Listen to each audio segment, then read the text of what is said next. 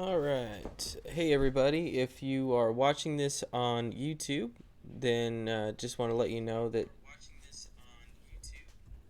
this was a live stream and posted on YouTube later. This was streamed on my Twitch channel, Frankie Chess. So we're going to be starting here in just a second, going over my games from the recent Pro-Am Chess League event that we had here in Lenexa, Kansas. 4 rounds, game 30 with a 10-second delay. It was a good tournament overall for me. 3.5 out of four games. My rating reached an all-time peak, 2,080 over the board, continuing to try to make that push towards candidate master and eventually master at 2,200. So we're going to be going over those games. I don't know if I'll get them all analyzed today or not, but we'll see what we can get through. And once people start coming in live on the Twitch chat, they can be asking questions, and I'll stop and take some time to answer those questions. So hopefully you guys enjoy it. We'll get started here. My first game was against Bryson Parker. He's an 1800 player. It was definitely a very competitive game. This was my only draw. I won the other games. So let's get started with the analysis. Basically, what I would say about this game, my overall impressions, I never felt that I fully equalized the position. I played a modern defense, which does give white a slight advantage, but hopefully it complicates the issue and you can outplay your opponent. But Bryson played very solid. I never felt like I fully equalized, so I felt like I was getting into an end game that was going to be very difficult for me to play with just 5 or 6 minutes left on my clock. So I offered a draw and he accepted. He knew he would gain some decent rating points from it, and he didn't want to risk it. So let's get right into it. E4, G6. Again, I said this was the modern defense. D4, Bishop G7. So black allows white to get a big center, and then he's going to hope to attack it later. Knight C3. C6. So I want to leave the opportunity open. If white plays F4, then I'll play D5. But Bryson went for the normal classical line here with Knight F3. And then I played D6.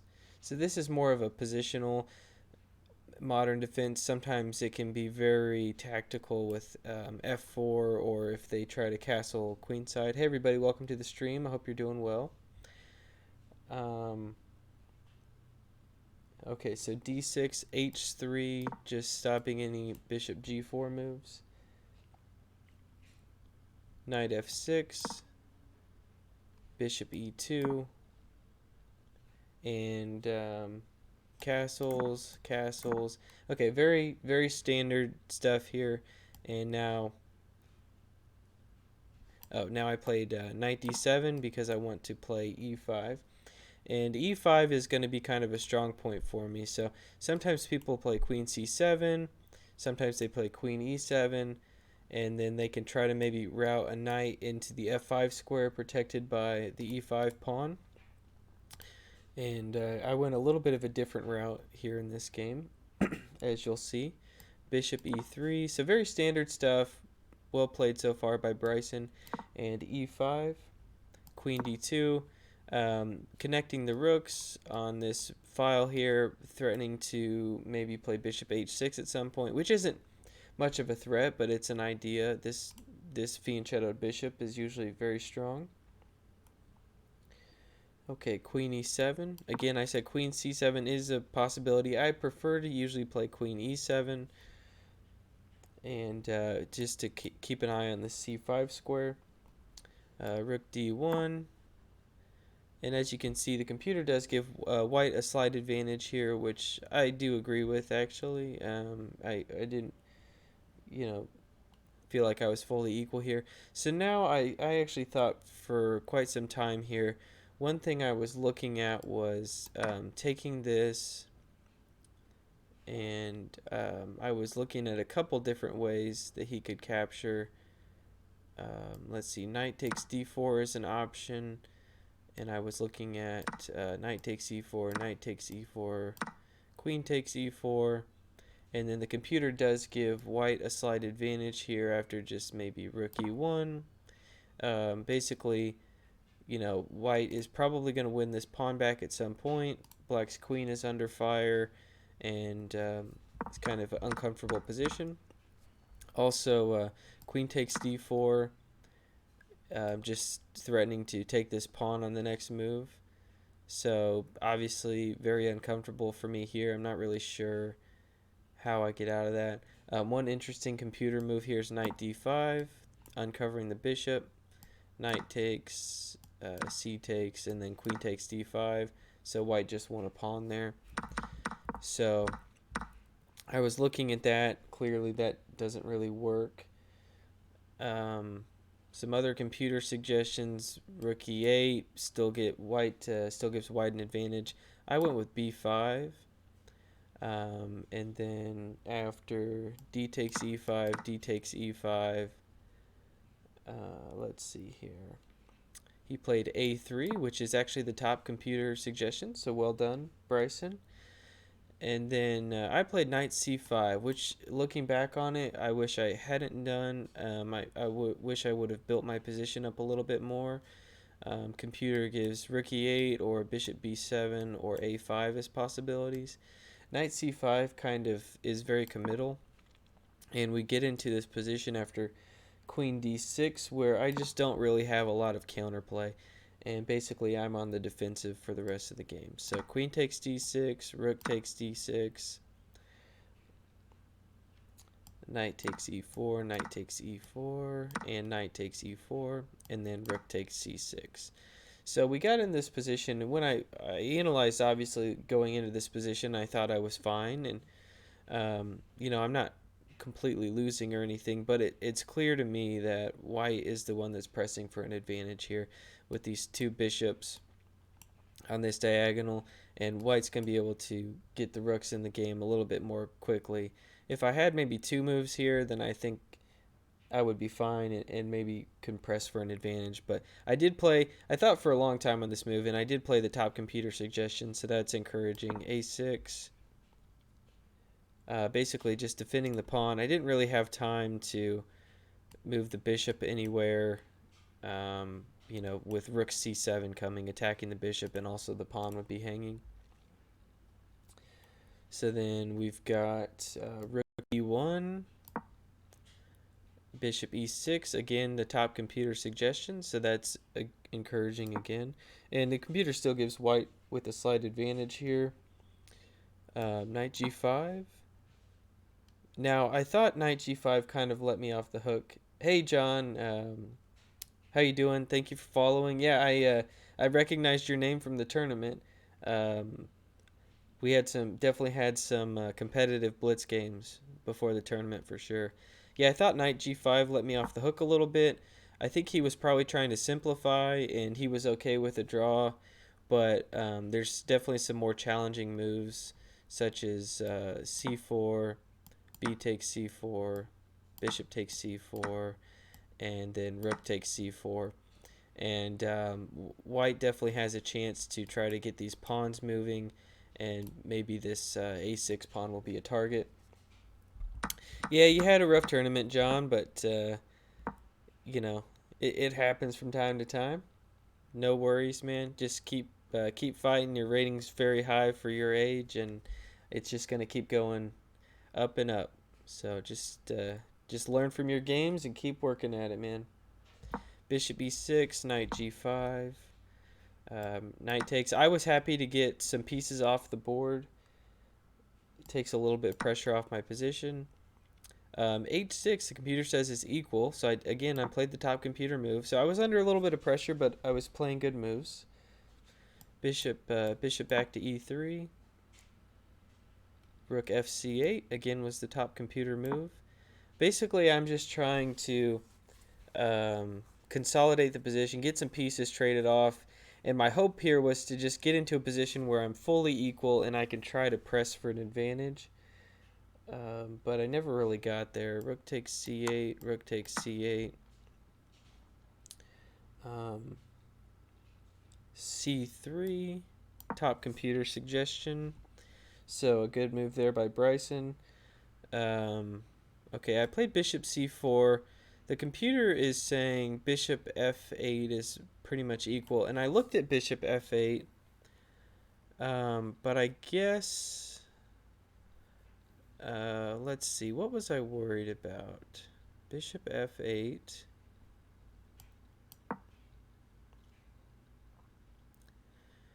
I guess overall I was thinking, I would want to maybe move my bishop to e7 or something, but the second I move my bishop, he takes this pawn.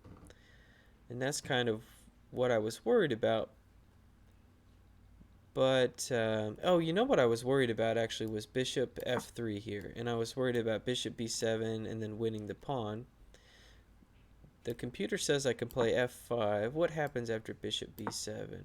Oh, interesting. It says I can give away. Oh, very interesting. Wow. Okay, I can give away the a6 pawn. I can play f4. The bishop has to go back, and then the bishop is trapped. Wow, that's very interesting. So that's a neat little tactic to keep in mind. So I could have actually given away the pawn.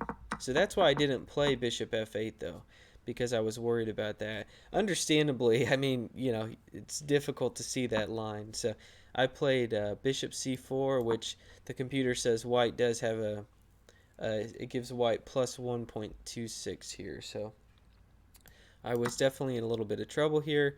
I did rightfully see that taking with the pawn here was the best way, so I could slide my rook over and try to get some counterplay on these pawns. Rook d6, rook b8. The computer's actually changed their mind a little bit, and it says black is maybe just down. It still says black is down. So anyway, after rook b8, I offered a draw. I knew that this was going to be a difficult ending for me. He accepted it, knowing he was going to gain some rating points from it. One line we were looking at is we were thinking. Okay, so we were actually thinking that maybe bishop c1 to protect the pawn would be a good idea. But then I was showing the line e4. If something like this, then I can actually take this pawn, because after this I pin the bishop. So there, hey Sunrise, I hope you're doing well today. Yeah, that is a pretty cool tactic that I showed there. That definitely will keep that in mind. But yeah, there was some complications here. Wasn't easy to see how white could win. So he accepted the draw. So I got off to a little bit of a tough start, lost some rating points there in the first round, but I felt like, okay, I didn't make any blunders. It just didn't work out in my favor. So let's refocus and get on to the next game.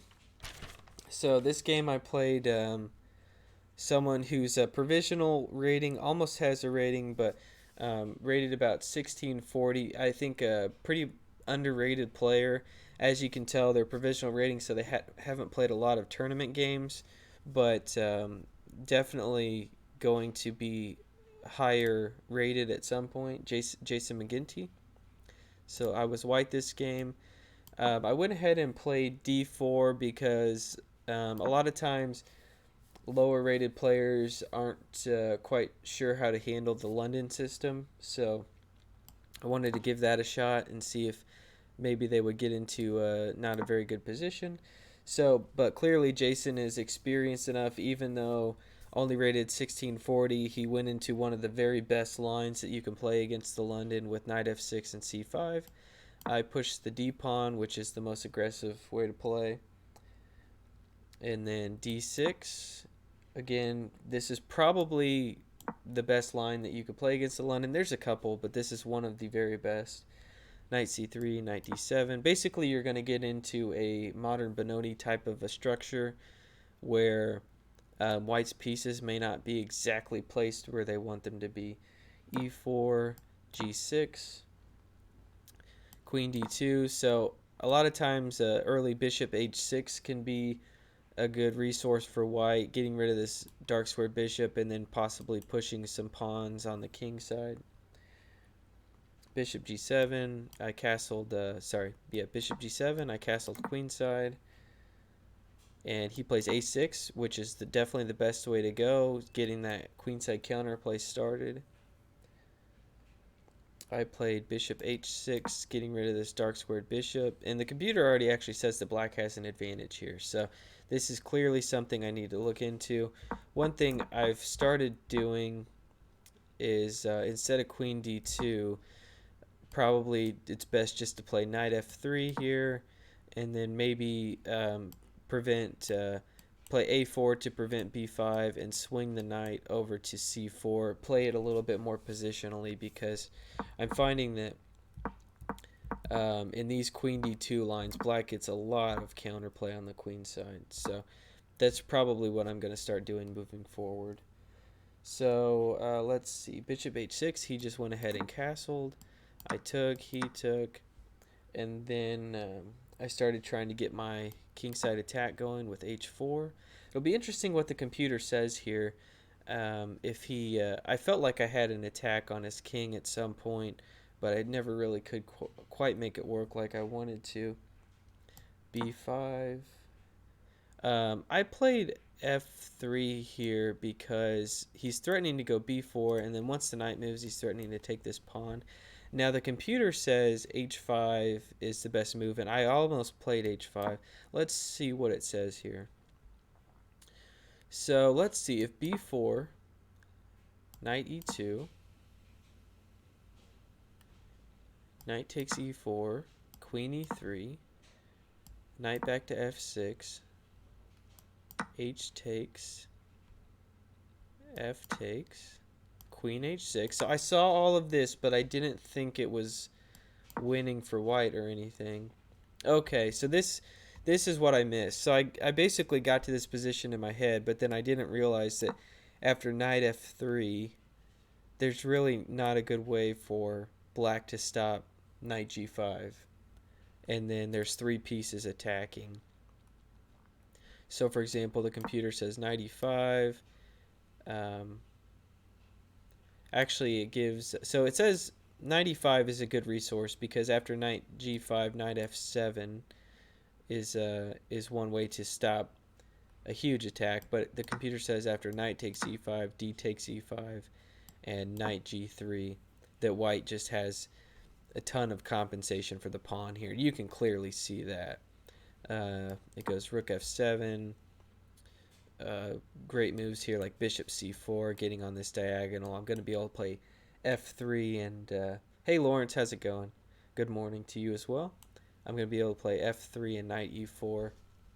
So yeah, h4, I was on the right track. I just didn't quite fully see after h5, several moves down the road, that knight was going to be able to play knight f3 into g5. So I played after b5, I played f3, just defending this pawn. And as I mentioned, black is already in better shape here. The computer says black is up a point here in the evaluation. So b4, knight b1. I'll talk about this a little bit. I played knight b1 just to give some cover to my king. I know the knight is terribly placed here, but my idea is if I can just hold off his attack on my king for a little while, then I can get a few moves to attack his king. So that's basically what I was hoping for. Knight b1. So he went ahead with a5. I thought a5 was incorrect, and the computer agrees as well. It says the position. Eugene had to cancel today, Lawrence, so we're going to be doing that Thursday night at 7 o'clock. So he wasn't really sure if he would be able to make it today, and he said he was too busy this weekend, but Thursday at 7 we'll have Eugene on. So I actually thought queen a5 was more precise here, and the computer agrees. I was looking at something like a3, and then basically the idea being he can't take here because I can take the queen, but black still clearly has all the play. If he just plays something like h5, the computer says he's up 1.36, so I might do something like knight h3, and then the computer just says something like rook b8 or something. Black clearly has a great position here. So I thought a5 let me off the hook a little bit. And then so I went ahead with g4, getting some of my kingside attack going. h5. Okay, g5 I played. I wasn't totally sure, but the computer says it is definitely the best move. G5. The reason is so you don't want to block up when you're attacking. You don't want to block things up, and this is blocked up. But I knew I could follow up with f4 and f5 to open up the position if I wanted to. So he played knight e8, and then yep, I was correct in assuming that f4 would be the best move here. I got this because I got this idea because a lot of times in the Sicilian Dragon, this f4 move, after this type of structure gets blocked up, this f4 move is very resourceful. So knight b6. I thought a long time on this move, and I ended up playing um, bishop e2 because I wanted to do maybe some f5 stuff. If he takes here, I can take the pawn. I wasn't really happy with my position here. I'll just tell you that. Queen c7. Um, he probably needed to do something a little bit more urgent here. Queen c7 is kind of a nothing move. It doesn't really bother me at all. But the computer says something like maybe e6, just forcing me to. Yeah, by the way, so the heading on my channel right now, Frankie Chess, is it says going over my tournament games, new titled player question mark. The reason I put that is because my performance rating on this tournament was 22-21, and I'm one norm away from being a candidate master. So we'll see. It usually takes them several days to put the titles in. We'll see if I get that last title for the candidate master, and I can have that title posted on my chess.com streams here, and I'll be able to play in the Title Tuesday events if I get that. So we'll see if I get it or not. I'm not exactly sure how that system works, but I know my performance rating was 22-21, so that's encouraging. So anyway, Queen c7, and then it does say I felt that I did have an advantage at this point now. In f5, the computer does like my position. Um, let's see. Queen c7. Oh, excuse me. I actually played rook f1 first. The computer says I could have played f5 right away. So that did give him a chance to possibly defend a little bit better. But so we both were kind of going back and forth, not making the most precise moves. But this is a game 30. I mean, you can't expect perfection. So then after f5 here, it does say white has an advantage. b3. I thought this really let me off the hook for a while. I took here, he took here. And now I'm able to block his attack off for a little while and focus on my attack. So, b3, something that b3 again allows me to block the structure up. Maybe something like c3 or just queen c7 or something like queen c5 or something like that. Just keeping the tension there might have been better. b3, c takes, and then I played queen d4, check here, king g8. No, he played f6 actually, which I thought was an inaccuracy, and the computer doesn't like that as well because that's going to allow me to open up the king position at some point. So I played c3, just blocking everything off. He played queen c7.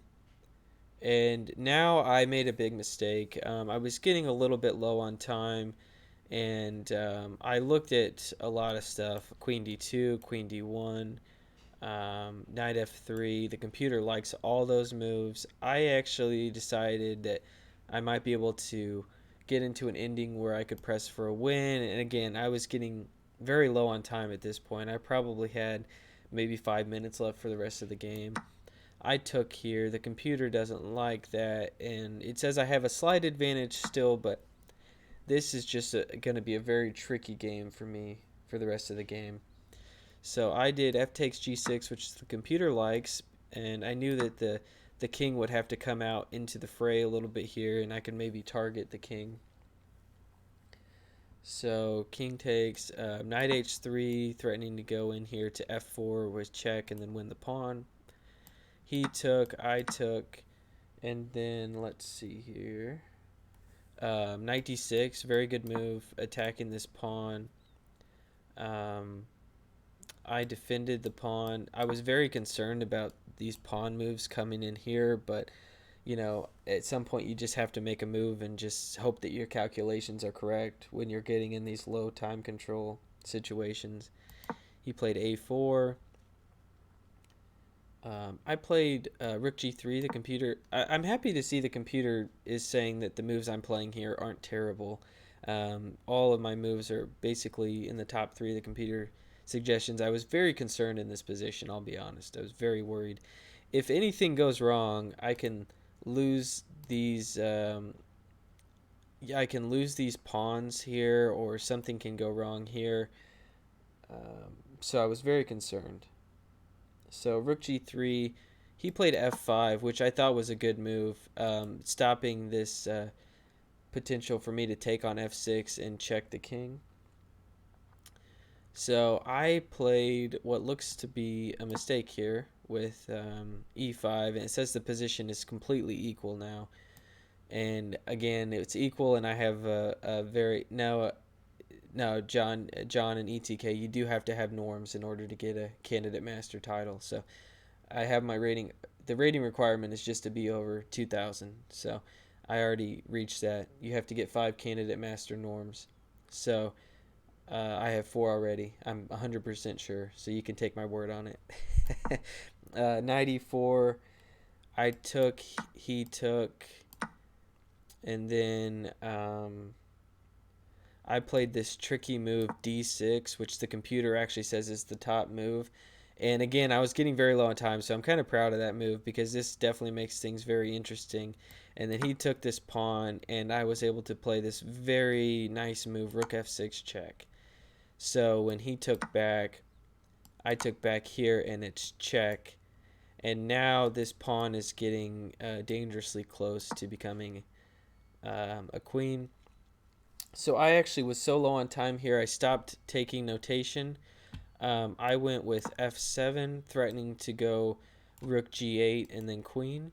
He played rook f8, and then I played rook g5, checking and defending this pawn here. He played king e6. I took, and this is just from memory at this point, but I'm pretty sure this is what happened. I took here so that he couldn't just take the pawn. And then he played a big mistake here. He played d6, which allowed me to go rook g6, king e7, and then I took the knight. And there was some complications here with these pawns rolling. He was able to get, his king in here somewhere. So there were still some complications to work through, but at this point I was winning. So it was a very tricky position, very uncomfortable for me for a while. I was able to pull out the victory. Jason is clearly underrated, and so he'll be, I assume, in the 1800s here pretty quickly in the next few months. So I was lucky to get away with a win there. And then we went on to the next game where the second highest rated player in the tournament, me and Luke, are both experts. He was rated 2041, so very closely rated, and he actually has beaten me, I think, the last couple times we played. So I really wanted to bring my A game to this game and make sure I wasn't letting him beat me every time, pretty much. So he had the white pieces. As some of you know who've been watching the stream, I've been playing the Scandinavian defense, trying to learn it a little bit better. I was unsure if I wanted to play it in a tournament yet, but after what happened with the modern defense in the first game, I went ahead and tried it. And I knew, even though I'm a little bit less happy with the queen a5 lines right now, I knew that I was pretty solid with the queen d6 lines. So we're in the mainline Scandinavian. I went ahead with the queen d6 variation because I knew I could at least get a solid position.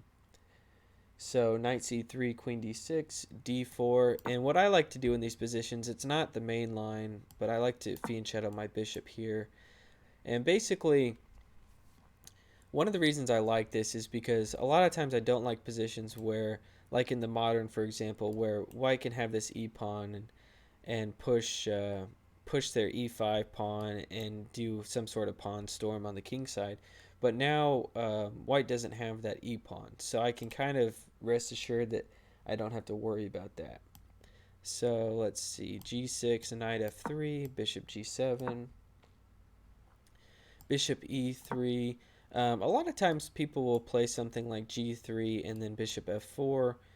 So that's something that is a little bit of a concern. One thing to note here, I hadn't played c6 up to this point, so he could play knight b5 here. I'll just show that. Knight b5, queen b6, c4, and then c6, and then the knight back to c3. This is a variation that white can definitely play. He has a small space advantage, but black is very solid. Something like bishop g4. Black is doing fine here, but again, white does have a little bit of a space advantage. But just some people might have been wondering, well, that why can't white play knight b5? They definitely can, but it doesn't offer a huge advantage. So let's see. We were at bishop e3. Let's see. c6, queen d2. And so now white does actually have this threat of bishop f4 sometime if he wants to do that. Knight f6, bishop d3. So he's just playing very solidly. You can't say there's anything wrong with what he's done so far. I castled, he castled, and then I noticed that I wasn't really sure where to put these two pieces, and so I just thought, well, let's go ahead and get some counterplay started. And actually the computer likes this move, b5, so that's good that I was able to find this. The computer agrees that it's a good way to go, because again, I just am not sure where I want to put these pieces. And if I put something on d7, bishop f4 is going to be a big problem, because I can't move my queen back on this file. So again, that's why I went with b5. He played bishop h6, b4. It is in the living room somewhere, maybe, or it's in his playroom. Okay, bishop h6. So I played b4, attacking the knight. He played knight e4. I took, and he took here. And with the Scandinavian, in this side in particular, all trades pretty much, I feel like, make black's position a little bit easier. The less pieces are on the board, the more he starts to get some flexibility. His position opens up, and he's a little bit less cramped. So that's one of the reasons I like playing this. I went ahead with a5. And actually, the computer says that white has a huge advantage here.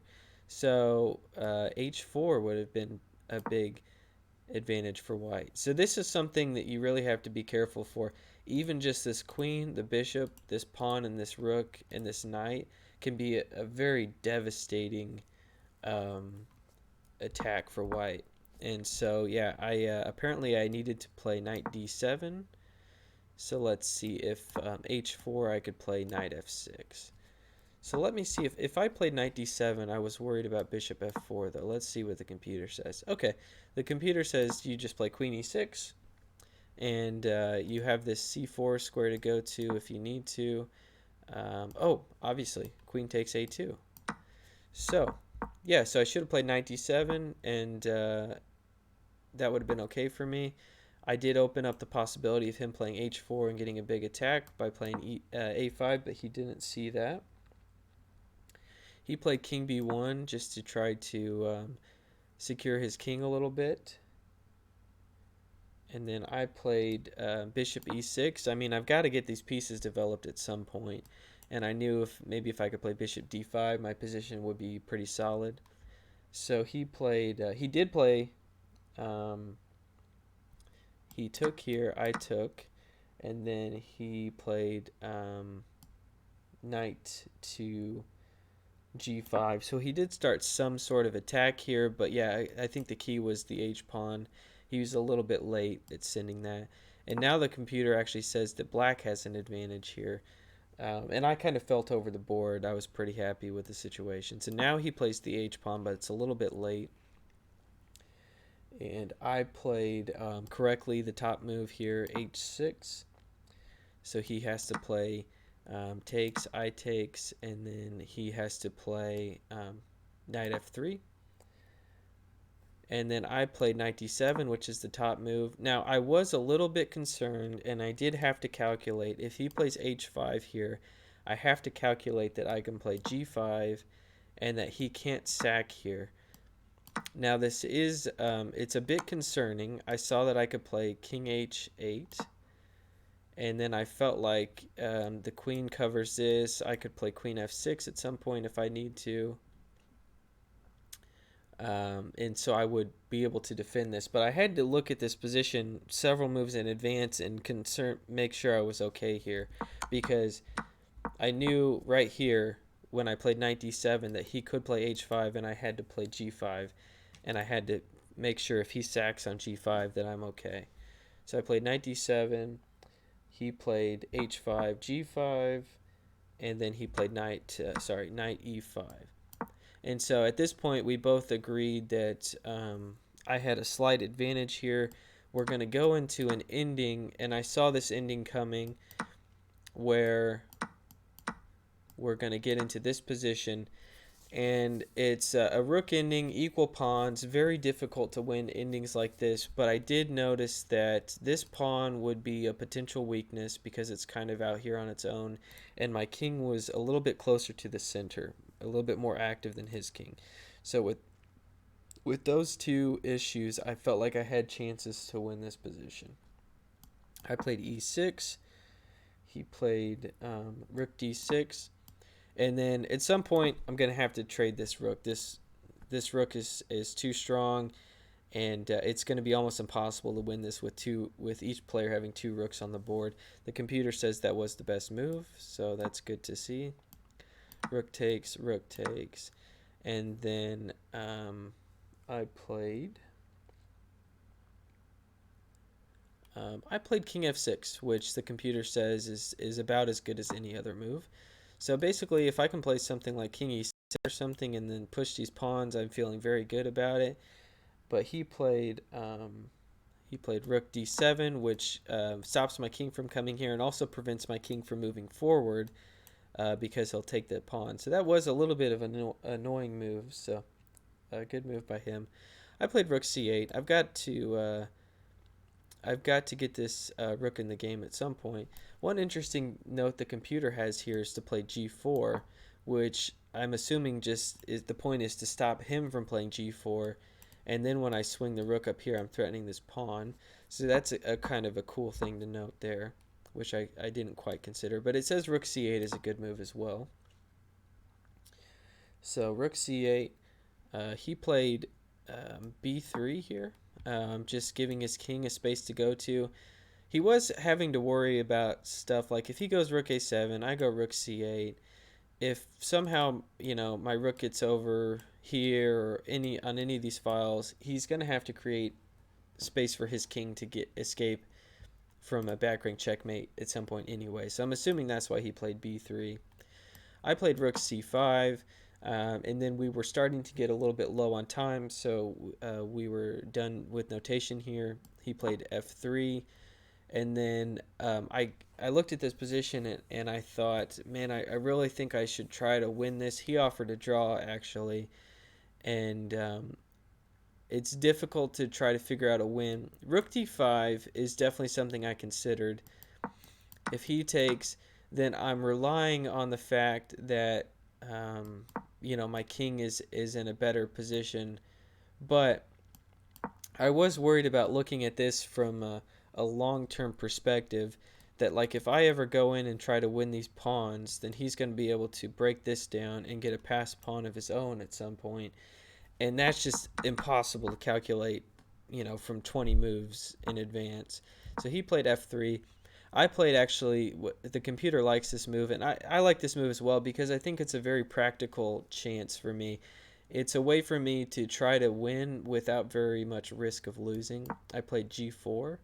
He took, and then I played my king. No, wait.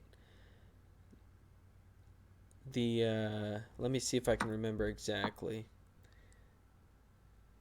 Rook c5, f3. This pawn wasn't being attacked when I played my king up. So let me try to recreate how we got there. Just for the sake of getting on with the video, because like I said, we had stopped taking notation. Let's just do something like this, and then let me try to get into the position that we were in.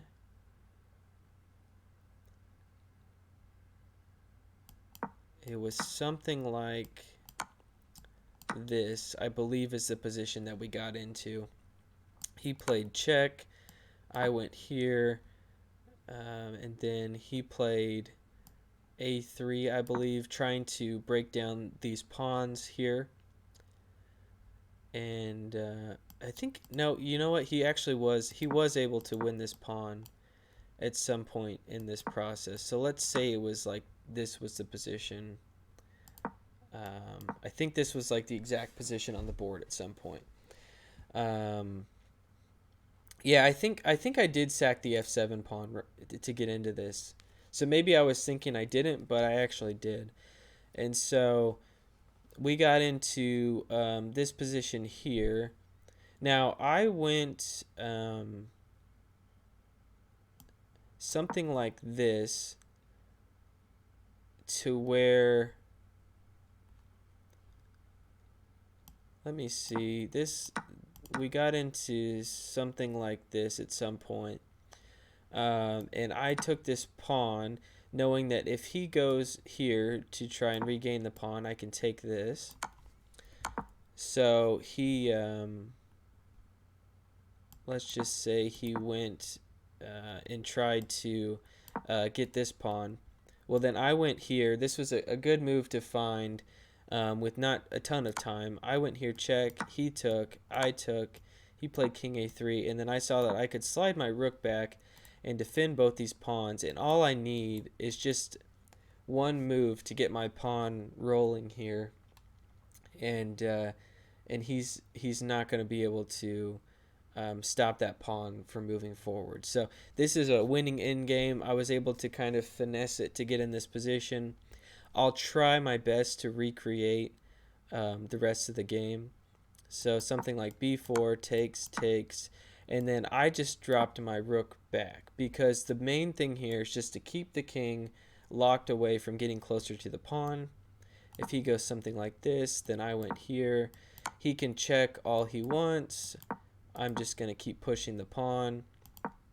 Something like this. And essentially, this is the position that we got on the board. At some point was this exact position. And then he went here. And that actually allowed me to do this sort of snake type of maneuver. This is, so I'll say this. There's two ways to win this. I can go, I can get it at some point. The Lucena position is winning, where you can get your rook on this file at some point, allow your king to escape, and then push the pawn. But I saw that there was a very easy way for me to get my king out of the way so I could push this pawn. He goes here, check. I go here. He goes here, check. And the key is, if I went here right now, he would take this pawn. So I go here first, and then once once he goes here check, then I come back here. Now the rook can't stop that. So he goes here, which is one last try, because if I was to make a queen, he could check me. Actually, I don't know if his king was here or not. That would be check. But let's say his king was here or something. So then I went here just to stop the rook from getting on this file, and I'm going to queen next move no matter what. So anyway, the game's basically over here. We played on for a few more moves, but I was able to win that rook in game. Again, didn't have notation for the last 20 moves or so, but that kind of recreates it for you. So that was definitely a good win for me. Went to the last round, really knowing that like if I could press for a win, I could really have a good tournament here. So wanted to not take a ton of risks, but just try to pressure my opponent. And hey, actually, man, thank you so much. I appreciate it. So I played d4, and then my opponent played b6. And so I've told people have asked me a lot on this channel, like, what's the best opening? What opening should I study? How do I go from 800 to 1200? What should I be working on? And my answer always to them is study every opening. You should study every opening, and as much as you can. And the reason I say that is because no matter what you do, you will run into positions where you're out of book. And if you don't understand how to play different openings in different positions, you're going to lose games like this. So I played d4 and my opponent played b6, and from this very second on move 2, I'm rated 2000 and I'm out of book. I've never studied this. I know there's like Queen's Indian defense. Yeah, Cheesy Chess says only study the London. Yeah, that's funny. Yeah, you will be very deprived of knowing how to play chess if that's what you do. I know that there are definitely book moves here, but I don't know them. I've never spent the time to study this, so I was on my own from here, and I was just playing chess at this point. So I played e4. He played e6, and I have seen this several times before in online blitz games and stuff where he white might play like knight c3 and then black pins it with bishop b4, and it actually gets very uncomfortable with like knight f6 and bishop b4, and there's a ton of pressure on your center. So I wanted to try to avoid that. And some things I've played online to avoid that, or just to keep this f3 square available for a pawn to help solidify my center instead of playing knight f3. So that's one idea I had.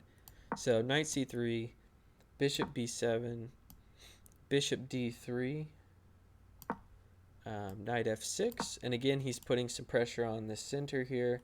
And like I said, I played knight to e2, and he played c5, which I thought was a good move, and I was a little bit uncomfortable here. Again, I'm out of book. I'm not really sure if I'm playing the right moves or not, and I went ahead and played, after c5, I played bishop e3, and the computer says this is about equal, and frankly, to be honest with you, I'm okay with that.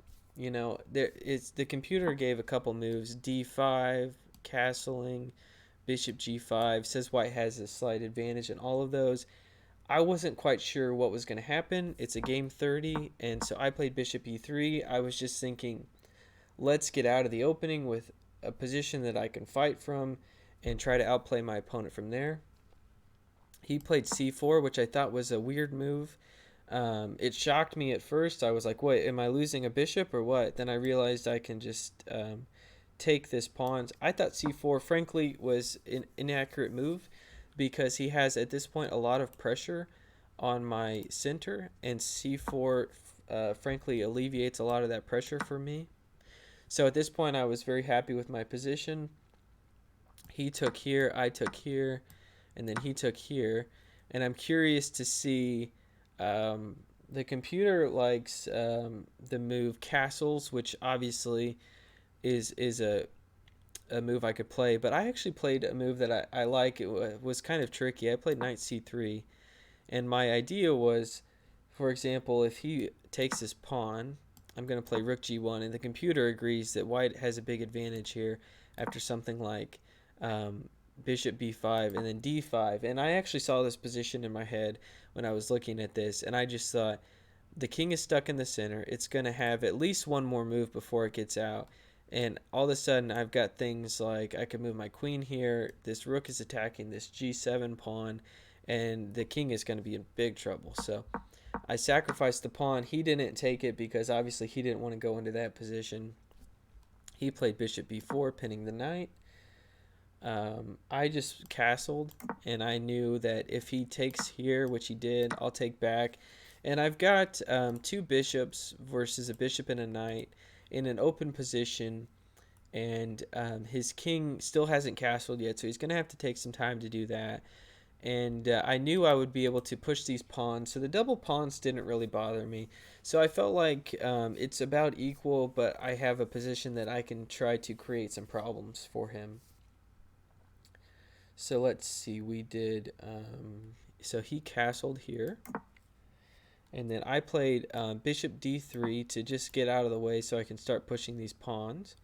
He moved the bishop back because I guess he didn't want to let me develop my queen with tempo or even solidify my center even more. And then let me check real quick and see. Just wanted to see if there was any new activity with followers or anything. I always like to shout out to followers and say thanks for following and stuff, so I wanted to make sure I wasn't missing any of that. So bishop g6, I went ahead with c4. One question on the chat, can a4, a5 be a plan for white to get rid of the isolated pawn? a4, a5 definitely is a plan for white, and one of the reasons is that I've got this unopposed dark squared bishop, and it's looking down these pawns here. So if I can weaken this structure a little bit and get one of these pawns isolated, then that's going to be a target for me, and that actually is what ends up winning me the game later. So you are correct, Cheesy Chess. a4, a5 is definitely an idea, and I knew this. I'll tell you this, and I'll pat myself on the back for a second here. When we got into this position, I had already thought there's a lot of pieces on the board. It's going to be very difficult for me to get any sort of big advantage here, but I'm going to try to trade the pieces down in a favorable way to get into an ending with this bishop versus this knight and these weak pawns, and see if that's enough to win the game for me. And sure enough, just kind of having that mindset got me into a position where I was posing a lot of problems for my opponent. Knight c6, d5. I was using this as a chance to try to get my pawns undoubled and also push a little bit for an advantage. So he took here, I took, and then he played knight e5. And then at this point, I went ahead and traded the bishops, and he took back here. And I played f4, and basically this has a very concrete idea. He's going to go knight c4, and then I'm going to play bishop d4. And basically, I've got a good centralized bishop here. I'm going to try to kick this knight out. It's an open position, so basically I'm just trying to play bishop versus knight here, and at some point I'm going to try to attack these pawns. He played knight d6. I played queen d3 because I want to play c4 at some point. And also sometimes there's going to be ideas of maybe trying to play f5, so that's just a good square, I think, for the queen to be on. He played f5. I was happy when I saw this, and the computer actually agrees that this was a mistake. I just think this really opens up a lot of weaknesses here on the light squares, and these squares, whenever you move a pawn, the space behind the pawn that you just vacated becomes weak. And so I was very happy to see this. I went ahead and played bishop e5. He was pressing me on the clock a lot. He was moving very quickly. And in times like that, in short time controls, you just want to play practical moves. And when I say practical, I mean they're moves that can't get you in too much trouble. They put pressure on your opponent, and you can make them quickly. You don't have to calculate a ton of stuff. So Bishop e5 is a perfect example of that. I didn't take a lot of time to play it. Let's move on about the game, and let's keep trying to put pressure on him. So Bishop e5, Knight e4, and then d6. So basically, I've created some sort of a bind here. These light squares are very weak, and then this pawn is going to be a weakness. And I've got to a point where he's kind of got his pieces are stuck on two halves of the board. His pieces can't really flow on both halves because of this d6 pawn. And so basically I just knew that this position was going to be difficult for him to play. The computer says it's equal, and I probably would agree with that. But it's a short time control, and he's going to have to figure out how to solve the problems. And I don't really have that many problems to solve on my side. So that's kind of all you're really hoping for in a chess game. Your opponent has problems to solve, and if they solve them, then they'll get a draw. If they don't, then you'll win. Queen c8. Queen d5 check. King. He actually played rook f7. I think he just kind of figured that would give extra protection to the d7 pawn. And then I played this move that you were talking about, cheesy chess. I finally played a4. So I'm officially starting to go for my counterplay on the queen side, and I think rook f7 maybe was the trigger point for me to say, okay, I'm ready to do this, because now his rook is kind of off on itself to try and defend this queen side. So he went queen c5 check, and he actually offered me a draw here, which I think is a fair question to ask, but I knew that he was going to be the one that was having to solve the problems, and so I went ahead and played on. I took here, he took back with the knight, and then I played a5. So I'm trying to break this down, and then just put pressure on the pawn whenever there's only one pawn left. So he played b5, so I couldn't do that. But then after a6, he's got a really big problem here. He's going to have to defend this pawn. He's going to have to defend the 7th rank. His knight is hanging at this time, and he's got to get his rook into the game as well. So a6 is a very good move. And then he played knight e4. I played rook a5, attacking the pawn. And then I'm going to be able to play bishop d4 at some point. He played rook c8, trying to at least get one pawn back when I took his pawn. I played... I took this pawn. He took on c2. I played rook b7 to go win this pawn. He played rook a2, and then I found this... rook takes a7 is pretty standard, but then I knew after knight c5 I would have this very nice move, rook a1. The point being, he has two pieces attacking this pawn, but now I have two pieces defending the pawn, and I'm either saying you're going to have to trade this rook, which is the only defender of this file, or you're going to have to move the rook off the file. So basically this is completely winning now for white. So if you can just imagine, I mean, in what scenario is black going to be able to get something to defend a8 without the whole position crumbling? And at this point I'm threatening to take his rook. Obviously he can trade it, but he's got to do something about that. And then at some point, let's just say rook takes a1, bishop takes a1, which happened in the game. If he plays something like rook f8, which he did, I went bishop d4, attacking the knight, and then he goes knight to e6, and then bishop b6. I mean, this is just over. I'm attacking this. At any point, I'm going to slide my rook off of the file and then push this pawn, push my rook to b7, and then queen on a8. There's just nothing. How How far ahead did I see Rook A1? Probably. I mean, when we went into, I would say when he played Rook C8, I mean, I was able to see that Rook takes. I go here, he goes here, I take, and then I knew that he would have this Knight C5 move, threatening to win the pawn back, and if I didn't have a way to defend the A6 pawn, and he can take it, then all of a sudden this is very, very drawish. So in order to go into this line, I had to see that Rook, after Knight C5, that Rook A1 would be, I would be able to defend the pawn. So basically, we went into this position.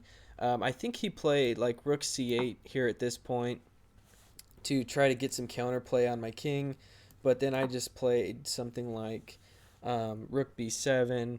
Anyway, he ended up getting some checks, but it never amounted to a mate or anything, and the pawn's gonna queen, so he resigned maybe 5 or 10 moves later. So so those are my games from the tournament this week. I got a new peak rating. I would say I brought my A game to the tournament. Didn't make any blunders. I was putting pressure on my opponents in a quick time control.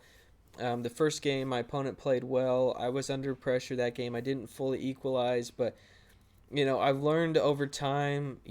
I used to probably would have tried to win that game, and I would have ended up losing. And I just knew I'm not equal. This is a difficult position for me. Let's just try to make a draw. And then the other games, I was the one that was pressing for the advantage, and so I just kept pressing and made sure that it was difficult for my opponent to hold the draw. And so a good tournament for me. And then we'll see if I get the candidate master norm and we can get that title. If not, it's not the end of the world. We'll play more tournaments. We'll try to keep the rating going up. But thanks again for the Pro-Am Chess League there in Lenexa for putting the tournament on. And hopefully we can get some more over-the-board tournaments coming with some good competition. John, I think probably I'll end the stream right now. And maybe I'll get some lunch or something. And then later tonight, if I can do a tournament, I will try to post in my club channel on chess.com, Frankie Chess stream events. If I can do a tournament later tonight, we might try to get that set up, but I'm not totally sure if I'm going to be able to do it tonight. So thank you all for joining. I'll probably go get some lunch, and I'll post in the events later if we're going to be able to do something. Let me send you guys, we've got the finals of this tournament with Magnus Carlsen and Nakamura that we're playing in it. So let me send you guys over there so you can choose to watch that if you want to. And that'll be it for me for right now. So we'll see you guys next time. You can choose to go watch that tournament if you want. And thanks, Sunrise. I appreciate it. Thank you all for hopping on. I appreciate your support, and we'll see you maybe later tonight.